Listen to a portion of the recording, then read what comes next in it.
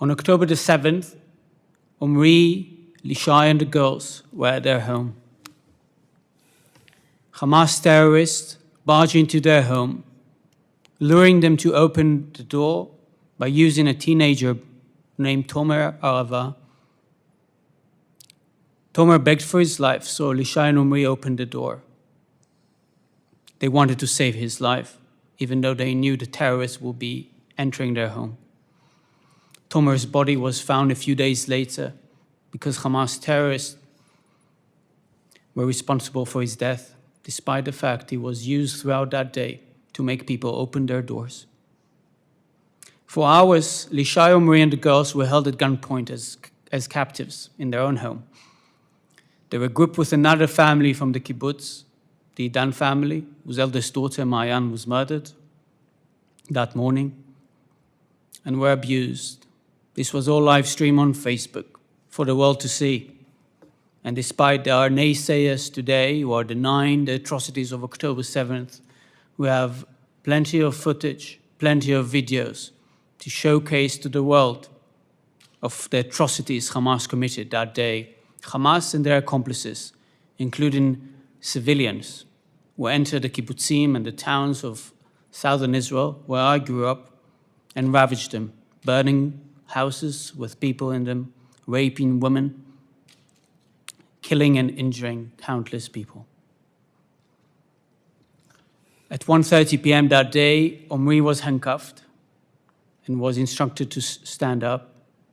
That was when he was taken hostage to the Gaza Strip with a few other members of Kibbutz Nahal Oz. Lishai, my sister, told him she loves him, she'll take care of the girls, and ask him not to be a hero. Omri responded that he loves her, and that was the last time they saw each other. Ronnie, my 3-year-old niece, tried to run to him. Luckily, Lishai stopped her. At 5:30 p.m. that day, Lishai and the girls were rescued. My parents and my other sister and her family were rescued as well. I could have been a man without a family. I was in New York at the time. I was lucky. My family survived. By being lucky means that you have a hostage in your family who is being held by Hamas terrorists for 495 days. I'm grateful for all the work done by our great ally, the United States, and its elected officials, you, over the past 16 months, whether by the previous administration and naturally by the current administration, the Trump administration, which has secured a deal that has saved thus far the lives of 26 individuals, Israelis and foreign citizens, who were rescued, released from the grips of the terrorists who held them captive.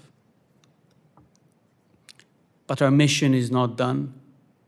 Our mission as families is to keep amplifying the voices of our loved ones. I'm here not to speak as Moshe, I'm here to speak as Omri Miran, who is calling from the dungeons of Hamas for the rescue, asking his own government to do everything it can to preserve our ethos, Israeli and Jewish ethos and social contract, to redeem our captives, asking for the international community to hold accountable the perpetrators of October the 7th and those who funded and sponsored them, including countries like Iran,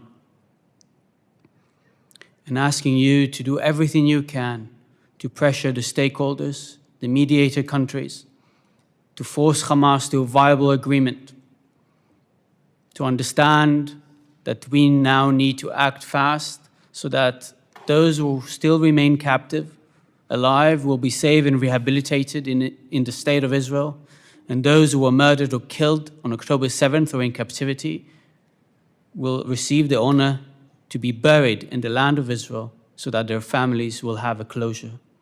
This is our greatest mission. This is the greatest mission of our time as Israelis, as families of hostages. And I'm humbled that you took on yourself as a country, as representatives, to take that mission as well.